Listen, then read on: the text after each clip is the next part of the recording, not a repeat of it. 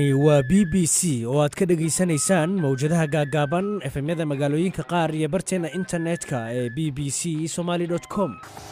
kulanti wacan oo wanaagsan dhegeystayaal meel kastoo aad inaga maqlaysaan. waa subax talaada 14 bisha Agoosto sanada 2018. arrimahan barnaamijka saaka idinkugu haynana waxaa ka mid ah liiraha Turkiga oo ku saldhigtay suuqyada ganacsiga ee Aasiya iyo Mareykanka iyo Turkiga oo wadahadal u bilowday. darwaliinta gaadiidka iyo ganacsatada wax kala soo dega dekada berbera oo ka cabanaya in muddo ay sugaan badeecadahooda. waxaan ka cabanaynaa muddo 7 beri fayl baan ku jirnaa, lacagtii waa nala ka qaaday. waxa adag la bixitaankii aan la bixi lahayn badeecadan doonaynay oo ahayd sibil. xilli walba waxaa nala ka qoraa faylkii la qoraa maalinkii nala ka qoraa habeenkii baa la jeexjeexay oo suuroobi waaya. cabashadaas muxuu kaga jawaabay maamulka dekada berbera?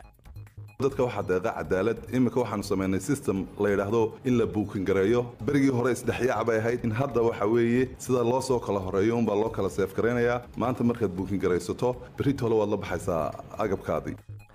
iyo dalka Suudaan oo sanadkii saddexaad oo xiriira la shaaciyay inuu yahay dalka ugu sarreeya ee ay ka dhacaan qulqulatooyinka ugu badan ee lagu beegsado howlwadeenada gargaarka.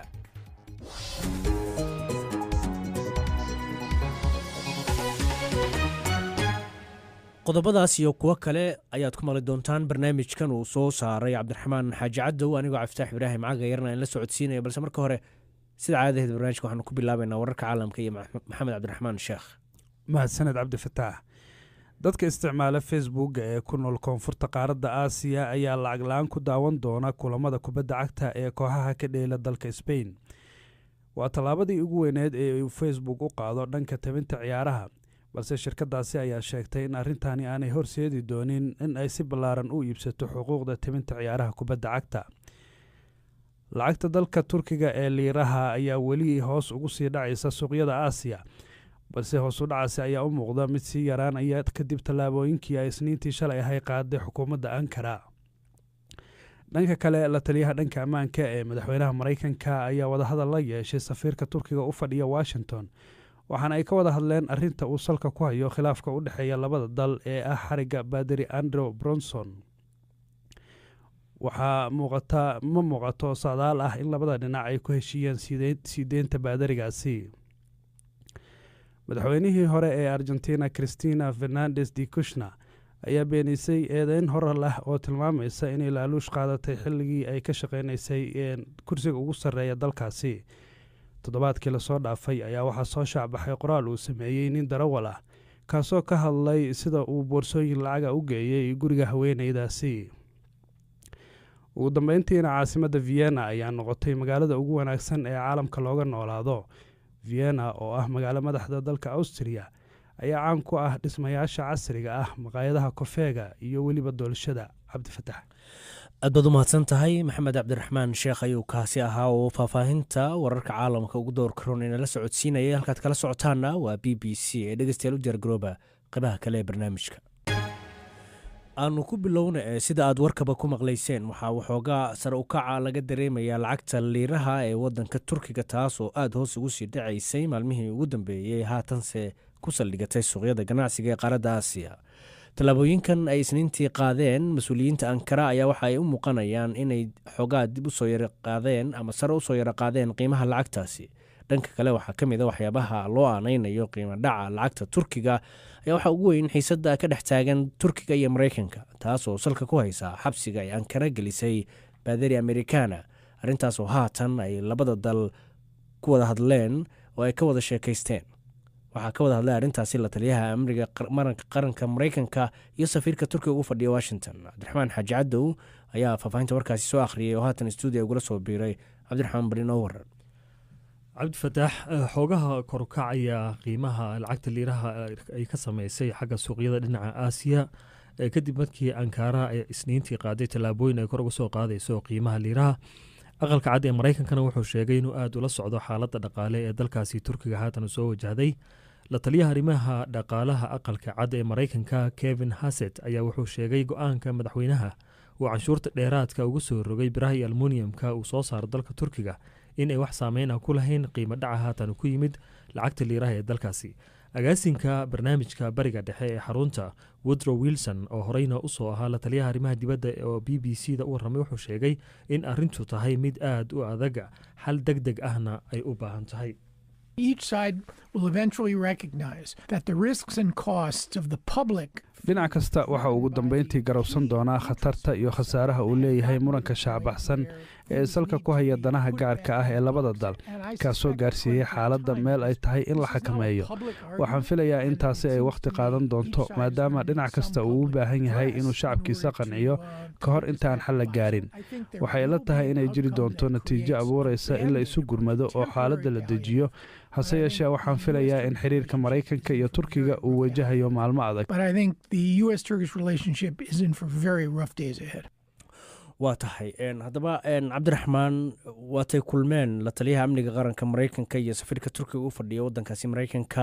maxay ka wada hadleen? cabdifataxu kulankaasi wuxuu ka dhacay magaalada Washington. mas-uul aqalka cad ka tirsan ayaa wuxuu sheegay wadahadalka labada dhinac dhex maray inuu ku saabsanaa arrinta baadariga xiran. wadahadalkan uu ahaa mid aad u wanaagsan, balse wadahadalka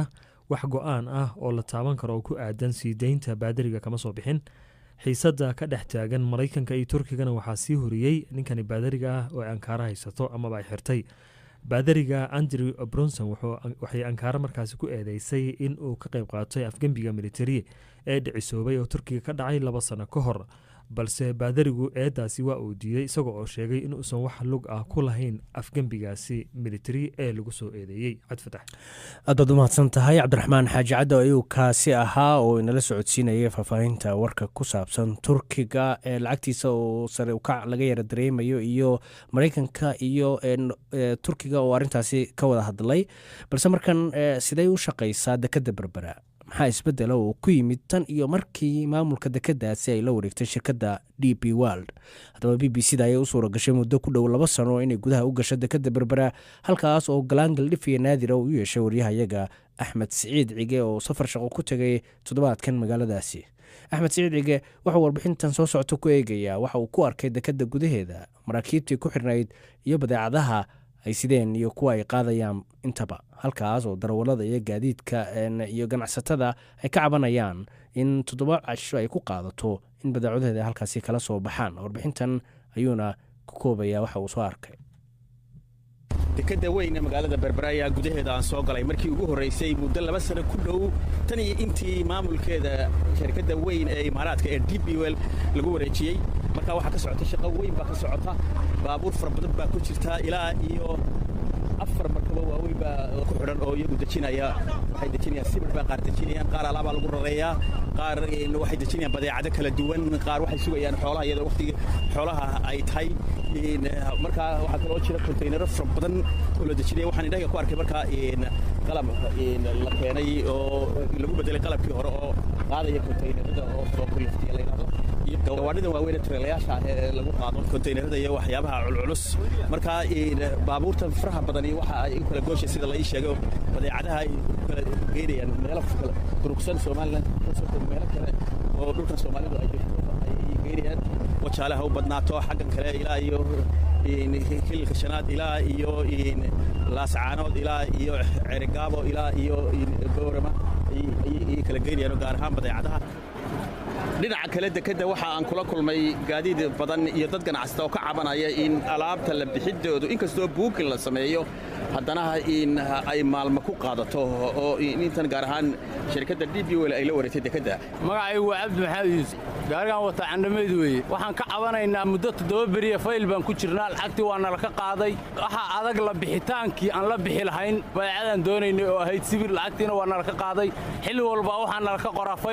faylkii la qoraa maalinkii nala ka qoraa habeenkii baa la jeexjeexay oo suuroobi waayaa. marka waxa weeye baabuurtiina intaa way soconaysaa. waxaan ka cabanaynaa wixii lacagtiina waa nala ka qaaday, waxna waa noo soo bixi lahayd. marka shirkadda way idiin soo qortay warqadahan ay tusayso, laakiin kala bixidii baa dhibaato lamiya. kala bixidii baa dhibaato leh. waa intii hadda DP World qabsatay weeye. waxaanu yimaadeen la bixidoodii baa adkaatay. waxa ku jira baabuurtii macal faylkoodii baa dhumay, wax noo soo baxayana male. xaggaad geyn lahayd sawirka u qaadi lahayd marka? sawirka waxaan geyn lahaa Caabudaaq. adiguna magacaaga shaqada daar cali maxamed. aye maxaad gaariga wada noocii? waa candhameyd. aye imise tan buu qaadaa? wuxuu qaadaa 12 tan. marka imise kiish buu qaadaa? 550. marka iiga waranoo maxaad waxaan aad leedihiin in alaabtii baa la bixitaankeedii dhibaato tahay maxaa sababaya way nagu adkaatay hawshaasu waxaan sababayana ma aqaano waana tikada intii biibu oosho qabsatay shaqadan waxay soo cusbanaad warameedu isticmaali jirteen markaa laakiin waxaa la leeyahay nidaam baa la soo rogo buuki baa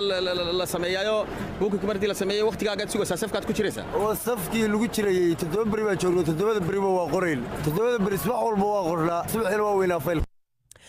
codkaana waxa uu dambeeyay warbixintii wariyaha BBC da Axmed Saciid Cige uu magaalada berbere inooga soo diray. dhanka kale cabashadaas aad maqasheen ayaa waxaanu hordhignay maareeyaha dekada berbere oo xilligan Saciid Xasan Cabdilaahi kaas oo markii ugu horeysay aan la yeelanay wareysi gaar ah oo dhinacyo badan taabanaya. Axmed Saciid Cige oo maareeyaha wareystay ayaa marka hore waxa uu weydiiyey intay leegtahay xaddiga badeecadaha ka soo dega dekada berbere ilaa iyo intii maamulka dekadaasi la wareegtay shirkadda DP World. runtii korukac badan ayaa ku yimi intii DP World la wareegtay markaad eegto dhinaca konteenarada halkii marka hore ay ka iman jireen 5,500 ilaa 6,000 oo konteenar hadda bishii ina soo dhaaftay waxay gaadhay 11,000 oo konteenar marka waxaa la odhan karaa 40% ayaa kor u kacay. marka konteenaradaas xaggee bay u badan yihiin ka yimaadaan konteenaradaas waxay u badan yihiin wax dalka Somaliland iyo wax trans oo Ethiopia u dhaafa badeecadaha ku jiraan badeecadaha ku jiraana waxa weeye badeecadihii caadiga ahaa ama dhismaha ama daqiiq sonkor saliid commodity-ga noocaas oo kale ah raashin fara badan oo iyaguna la isu dhaafiyo dalka Ethiopia oo WFP leedahay in maray waxa jirta laakiin dadweynuhu inay ka cabanayaan in sida loola baxaya ay adag tahay markii hore dadku intay yimaadaan markiiba deewana kulaylo ay la bixi jireen taa ka waran maxaa sababay qolada DP World marka runtii Axmed oo dadka waxa deeqa cadaalad imika waxaanu sameynay system la yiraahdo in la booking gareeyo berigii hore isdhexyaac bay ahayd in hadda waxa weeye sida loo soo kala horeeyo baa loo kala seef gareynayaa maanta markaad booking gareysato berito waad la baxaysaa agabkaadii marka dib badan oo kale ma jirto system cusub iyo nidaam iyo kala dambeyn baa loo sameeyay laakiin marka hore system waa jiray laakiin dadka loo fududeyn jiray oo la gali jiray way furnaan jirtay oo marka dadku taasi happy ku hayay runtii barxadda alaabta lagu soo rogo iyo halka lagu kala guro ee dadku ay ku kala gurtaan meel qura ayay ahaan jirtay taasina waxay keeni jirtay dhaawacyo fara badan meesha operation ka socdo annagoo taa ka duulayna inaan joojino ayaan u sameynay barxad gooniya oo lagu kala guro alaabta marka habeenkii ayaa loo sii dhigaa qof kastoo booking gareystay containerkiisa inuu subaxii la baxo oo meel aan operation iyo forklift iyo crane aan marin ay ku kala gurtaan taa qalabka aad xustay creenada iyo forklift waa qalabka lagu soo dejiyo badeecada markabka laga soo dejiyo marka kale lagu qaaday meesha la doonayo markaas lagu gaarsiiyo waxa la leeyahay qalabkii waxna way baabeen dayactir la'aan bay u baabeen waxna way jabeen DP World marka waxba ma soo kordhin baa la leeyahay dekadu taasa keenaysa marka alaabtii ku daado runtii arrinka waxba kama jiraan qalab cusub way keeneen waxa keeneen stackeriska qaada containerada buuxa 5 xabo oo waaweyn kuwa labada qaada marana waxa keeneen iyagana 5 xabo waxa kaloo la keenay 10 tareelo oo baabuurta dhaadheer ee la saaro containerada runtii waxaan oran karaa isbedel iyo discipline nidaamsan ayaa hadda soo kordhay dadkuna change-ku markuu yimaado la rabo sidii hore in wax laga bedelo dib bay u arkaan laakiin waa sida saxda ilaa imika Saciid laakiin miyaad ku faraxsantiin in qalabka yar imika tirisay dhowrka xaba iyadoo dekadii dhameyd lagu wareejiyay DP World 160 la siiyay dabadeetana ilaa ay haatan aanay muuqan in dhismihii 400 mitir ah ay ballan qaadeen in sanad gudihii ay ku dhisayaan aanu jirin aanu muuqan aniga dhex jooga iyadoo oo 2 sano ku dhawaad imika DP World ay haysatay runtii Axmedow sax dib u dhac ayaa yimi hadda DP World waxa aan ku heshiinay in la dhagax dhigo October 11keeda hadii Ilaahay yiraahdo kambaniyashii tartamayna hal kambani ayaa soo haray xagga kordhinta dekedeena waad ogtahay barxadeedu way jilicsan tahay lama keeni karo wiishashkii cuslaa way dumaysaa sida maarayaashii horeba ay ka dhawaajin jireen inay u baahan tahay dekadu in la maalgeliyo dekadu dhaawacyo aad fara badan ayay qabtay marka ta cusub la dhiso ayaa tan la dhisi doona insha Allah ka waran iyada in mashaariicdii ay ku ballan qaadeen wadooyinkii iyo masalan cusutaal iyo bal ka war arrimahaasi wali ma muuqdaan runtii Axmedow anu intaan ka warqabo dekada ayaan mas'uul ka ahay waxaanan dabagalaa waxyaabihii aniga waajibaadkayga ah laakiin sidaan ka warqabo cusbitaalka lacag badan ayay geliyeen dhismahan uu ka socdaa inkastuu imika caqabad ku timi aan garanayn sababta keentay wadooyinka iyo waxyaabahaasi iyaga DP World ma ahayn laakiin dawladda Imaaraadka ayay ahayd laakiin dekadanu badaaheedo waxay markii maamulkeeda lagu wareejiyay ayuu dhashay laakiin DP World iyadu shakhsiyan may dhisayn waxa dhisay dawladda Imaaraadka dekada halka waxa ka xigo inoo muuqda imaka garoonkii weynaa caalamiga ee berbera oo mar kamid ahaa in ranweeyada ama see dhabooyinka ugu dhaadheer ee Afrika oo de saldhigna uu ahaa mar midowga Sovieti marna Mareykanka bal ka warankaasi xaaladiisa biga warami kartaa xaaladiisa sidaan wada ognahay dawladda Imaaraadka ayaa lagu wareejiyay iyaduna waxa la filayaa inay dhisto sida aan ku ogahay airport cusub shacabka loogu talagalay dhismo aad u fara badan ayaa ka socdo iminka airportka waxaan rajaynaynaa in waxyaabaha lagu bedeshayna ay hirgalaan insha Allah marka saldhigga imika bay ciidamada Imaaraati ama cid kale isticmaasha ma cidna ma isticmaasho dhismuhu ma ka socdo shirkado private ka shaqeeya ka war shirkadaas qaar dibadda ba waa shirkado dibadda ah ka war wadarkiisa maalmadhood saxaafadu waxay leedahay xataa dareewalkii baa laga keenayaa Sri Lanka oo dadka way cabanayeen dadka Somaliland taasi ka war mid ka waraysa arinta waxba kama jiraan wax alaala wax ka jira ma jiraan gaadiidkeenu way ka shaqeeyaan wixii aqooni bido uunba dibadda laga keenaa laakiin intii halkan laga helayo dawladda Somaliland mar walba waxa ay ku dhigan tahay arinta in dadkeena shaqo abuur loo sameeyo سعيد حسن عبد الله ماريها دكده بربرا ayuu kaasi ahaa wareysigaasi gaarka siinayay waryahayaga Axmed Saciid oo dhawaan Berbera tagay halka warbixinadaasi kala socotaan waa BBC Facebook ay dhegeystayaal badan reeyooda kaga soo dhiibteen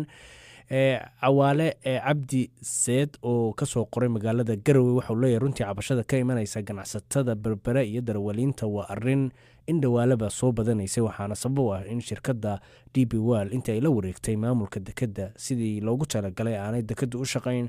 waxaa la dhihi karaa buu yiri DP World haddii aanay dekaddu sideedii u shaqayn waa inay dawladdu heshiiska la gashaa maxamuud warsame oo jooga Gabiley waxa uu leeyahay cabashada gaadiidleyda iyo ganacsatada waxa kala soo dega dekadda Berbera waa mid aan waxba soo kordhinayn waayo buu yiri waxay diidayaan nidaamka sharciyeed ee dekadda ka bilaabmay waxaanay doonayaan isdhexyaacii hore ee ka jiri jiray dekadda waxaan qaar ka mid ah dhegeystayaasha BBC ee Facebook BBC waxaad ka heli kartaa wararkii ugu dambeeyay ee Soomaaliya iyo caalamka oo dhan maalin walba saacaduna haatan waxay tilmaamaysaa 7:17 daqiiqo warbixinada inoo soo socdana waxaa ka mid ah falanqayn aanu ku eegayno musuqmaasuqa la degay waddankan Kenya iyo waliba madaxweynaha uu bilaabay inuu arrintaasi wax ka qabto balse markan dalka South Sudan ayaa sanadkii saddexaad ee xiriira waxa lagu dhawaaqay inuu yahay dalka ugu sarreeya ay ka dhacaan qulqulatooyinka ugu badan ee lagu beegsado howlwadeennada gargaarka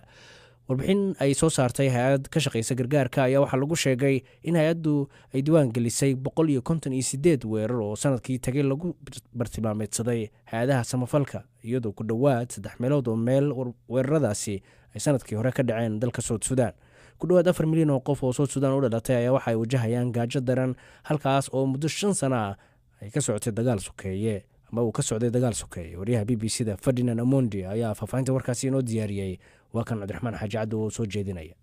sida lagu sheegay warbixinta ay soo saartay hay'adani waxaa sanadkii la soo dhaafay dalka South Sudan xabad lagu dilay 24 ka mid ah shaqaalaha gargaarka taasoo noqonaysa tiradii ugu badnayd ee shaqaalaha gargaarka ka shaqeeya oo muddo sanad gudihii halka lagu dilo sidoo kale waxaa sare u kacay xariga ay kooxaha qaybta ka ah colaadda ay u geystaan howlwadeennada gargaarka weerarada kale ee dhibaatada geystay waxaa ka mid ah in qofka shakhsiyan wax la gaarsiiyo iyo in hub wax lagu boobo hay-adda qaxootiga u qaabilsan dalka Norway ee NRC ayaa waxay sheegaysaa in tan iyo 2013 marka uu dagaalka sokeeye uu ka dilaacay South Sudan dalkaasi lagu dilay 100 qof oo howlwadeennada gargaarka ah waxayna hay-adda uga baaqday dhinacyada dagaalamaya inay joojiyaan beegsiga ay ku hayaan shaqaalaha gargaarka madaxweyne Salva Kiir ayaa waxa uu toddobaadkii la soo dhaafay heshiis nabadeed la saxiixday dhinacyada uu dagaalka ka dhaxeeyay iyadoo inta badan dadka dalkaasi ay ku rajo weyn yihiin in heshiiskaasi uu dhaqan geli doono xilli dadka ku xeel dheer arrimaha cunnada ay ka digayaan suuragalnimada in sanadkan gudihiisa ay macluul dalkaasi ka dhacdo taas oo horseedi doonto in beesha caalamka looga baaqo in ay gargaar cunno la soo gaadhaan gaar ahaan deegaanada ay colaadu saamaysay cabdiraxmaan xaaji cadow aad ayuu u mahadsan yahay halkaad warbixinadaasi kala socotaanna waa BBC ciyaarihii ayaa inoo soo socda balse markan dalka Kenya waxaa weli ka socda howlgallo lagu soo xirxiraya saraakiisha hadda dowladda ku jira iyo kuwii hore ee lala xiriirinayo inay galeen musuqmaasuq waxaa ugu dambeeyey shalay markii maxkamad lasoo taagay madaxa guddiga qaran ee dhulka Maxamed Wazuri iyo saraakiil kale oo uu ku jiro gudoomiyaha shirkadda tareenada Kenya kuwaas oo lagu eedeynayo inay musuqmaasuqeen lacag dhan 2.8 bilyan oo lacagta shilinka Kenya lacagtaas oo u dhiganta ku dhowaad 30 milyan oo dollarka Mareykanka howlgalladan ugu dambeeyey waxaa hormuud ka ahaa dacwad-oogaha Kenya Nuruddin Xaaji madaxweynaha Kenyaatan waxa uu sheegay in saaxiibo badan uu arrintaasi ku lumin doono haddaba xaaladda taagan ayaa waxaanu falanqayn soo helno ka wareysanay Dr. Cabdiwahaab Sheekh Cabdisamed oo u warramay Ciise Xaaji Cabdille waxaad moodaa runtii madaxweynaha waxaa hadda ka go-an in uu xirxiro dad badan oo musuqa lagu eedeynayo dhulal badan oo macnaha laisdabamariyey iyo maaragtay yani taytalo fara badan oo macnaha la samaystay iyo dad badan oo wadanka laga yaqaano oo xiriir sare oo dalka ka haya ayaa imanka jeelasha la geliyey ayadoo lagu eedeynayo in waxyaaba fara badan ay isdabamariyeen musuqmaasuq fara badan ay keeneen. Dr. Cabdiwahaab, tan iyo bishii May ayay howlgalladan socdeen oo dad maxkamad la soo taagayay balse weli xukun ma dhicin. taas macnaheedu waa maxay marka? horta musuqmaasuq dalkan aad u ragaadiyey waxaad moodaa dalkan uusan cadow kale lahayn cadowga ugu weyn dalka uu leeyahay musuqmaasuq weeyaan marka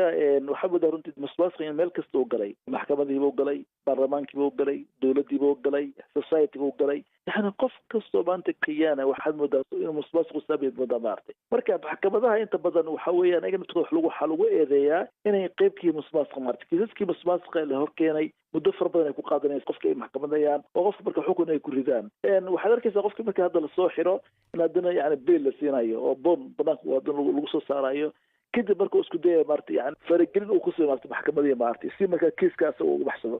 madaxweynuhu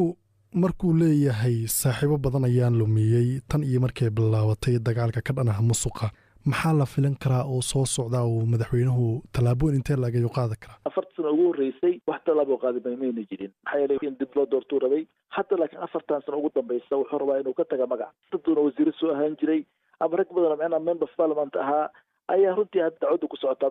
markay taabato markay wax bixinaysa ma ku yeelanaysaa waa runtii saaxiibo badan u dhubin doonaa ama xisbiga ugu bixi doonaa ama maarta soo arkay ayaga macnaha yani si gooni loo baxsanayo marka si kastaba ha ahaatay ciise waxa weeyaan madaxweynaha waxaa ka go-an in uu baahiyo dagaalka uu kula jiro musuqmaasuqa badda la xirxiri doonaa oo yani waxa weye madaxweynaha waxuu leeyahay waa inaan legacy ka tagaa maarta waa in macnaha musuqmaasuqa dalka ragaadiyey ee runtii beel kasta galay haddii si inaan xakameeyo maarta hadda furuu ka baxay runtii Kenya ma isleedahay waa laga cirib tiri karaa musuqa marba haddii hadda la leeyahay wuxuu ka dhex socdaa baarlamaanka? horta waxa ayaan darro ah dadkii baarlamaanka loo soo doortay ee shicibku soo doortay in maanta ay musuqmaasuq lagu eedeynayo oo dadkii loo baahnaa maarta inay dowladda la xisaabtamaan in ayaga naftirkooda macnaha lagu eedeynayo musuqmaasuq inay qaybkii horta ayaan darrada waddanka haystay kamid tahay midda labaad waxa weeye walaal waddanka loo yaqaano Taiwan 70 sano ay ku qaadatay inay la dagaalanto musuqmaasuq dalka ay sifayso musuqmaasuqa iibka ku bahay waddanka Kenya sanado badan bay qaadan doontaa maarta in lala diriro la ciribtiro ama la xakameeyo maarta maxaa yeelay qof kasta oo Kenyana maanta ama private sector ha ku jiro ama dowladda ha u shaqeeyo waxaa ragaadiyey musuqmaasuq weeyaan mar survey la qaaday waxaa la sheegay 10kii qof dowladda u shaqeysa dad kamid ah inay meesha u joogaan inay wax dhacaan labana fursad inay ku xadaan ay sugayaan marka waxaad dareemaysaa heerku maanta uu gaarsiisan yahay yani corruption waddanka ka socda maartay marka in la ciribtiro walaa sanado badan bay qaadan doontaa laakiin madaxweynaha waxa runtii aan ku taageerayaa in horta bilaabo dagaalka isaga ah meeshuu la gaaraba. Dr. Cabdiwahaab Sheekh Cabdisamed oo u waramayay waryahayaga Ciise Xaji Cabdullaahi iyo kaasi ha ciyaari haddii aanu markan eegnana baaritaan ay BBC-du samaysay waxaa lagu ogaaday in kala bar kooxaha ka dheela horyaalka Ingiriiska ay ku dheeli karaan garoon faaruqa ay misana faa'iido samayn karaan. warbixintan ayaa waxa ay hoosta ka xariiqday isbeddelka ku yimid habka loo ururiyo dakhliga kubadda cagta weliba xilli ay soo kordhayaan lacagaha laga helo telefishinada ciyaaraha baahiyo heshiiskii ugu dambeeyey waxa uu ku kacayay 12 bilyan oo dollarka Mareykanka taas oo wax badan ka badan lacagta kooxaha ay ka helayeen maalinta ciyaartii dhacda kooxda Bournemouth oo kale tusaale ahaan garoonkeedu uu qaado 11,000 oo kursi oo kaliya ayaa 4% waxay ka heshaa garoonkeeda hase yeeshee kooxaha waaweyn sida Manchester City, Man United, Arsenal, Liverpool iyo Chelsea ayayna waxay helaan lacago badan garoomahooda ay ka soo qaataan halkaad warbixinahaasi kala socotaana waa BBC.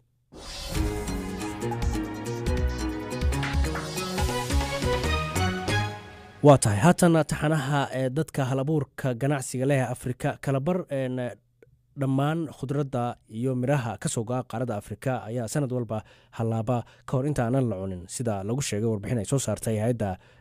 ama mu'asasada Rockefeller khasaarahaasi ayaa dhaca iyadoo dad badan oo qaaradan ku sugan ay nafaqo-darro u dhimanayaan mid ka mid ah ganacsatada Uganda ayaa arrintaasi ka dhidhiyay oo waxa uu hindisay qalab cusub oo mushkiladaasi lagu xallin karo wariyaha BBC-da Alfonso Daniel ayaa warbixintan ka diyaariyay waa kan Ciise Xaji Cabdullaahi soo jeedinaya.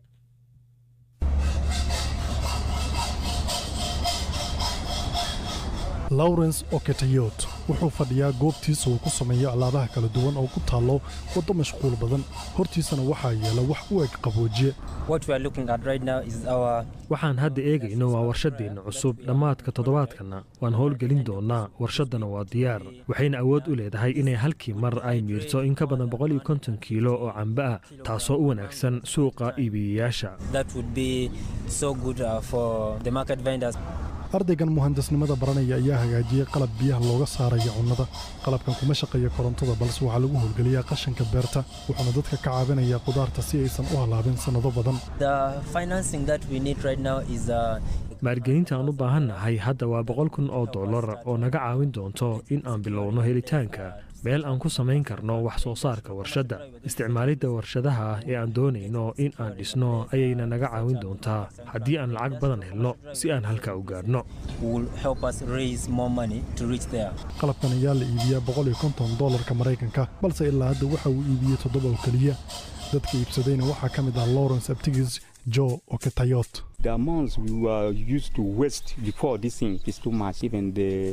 ka hor inta aynaan makiinadan helin qarash badan ayaannu ku lumin jirnay cunnada naga soo harta carruurta yaryarkaa aad ayay u jecel yihiin khudradda habdhismeedka jirkooda ayay ilaalisaa si fududna cudur uguma u dhici karo ka hor inta aynaan qalabkan helin xaaladdu waa ay nagu adkayd waxaa nagu dhici jiray cudurrada sida malaariyada iyo calool xanuunka intaynan midkaas helin culaysku waa u badnaa oo carruurta guryahaannu ku hayn jirnay haatanse cid joogto guryaha ma ay jirto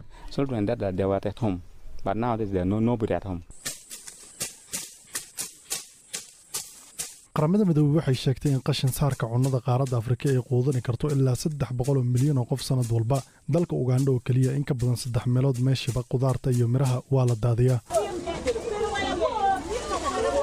halkani waa suuqa Kitgum ee dalka Uganda goob walbana waxaa daadsan cuntada quruntay oo jawaano laga soo buuxiyey arrintaas ayaa u horseeday Lawrence inuu hagaajiyo aaladan biyaha iyo wasaqda looga saarayo cunnada si dadka kale u caabiso ma jiro qaab kale oo loo kaydin karo qudaarta markaan la ganacsanaynin sababtaas ayaa u horseedaa in la daadiyo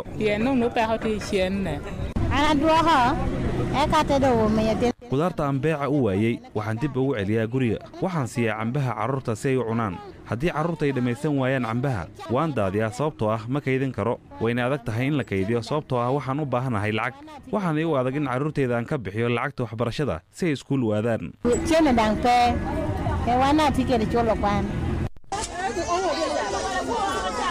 Lawrence Aptigis ayaa inoo sheegay in qalabkan uu sare u qaaday dakhligiisa balse qalabkan ma noqon karaa mid isbeddel ku sameeya hal abuurka qaaradda Afrika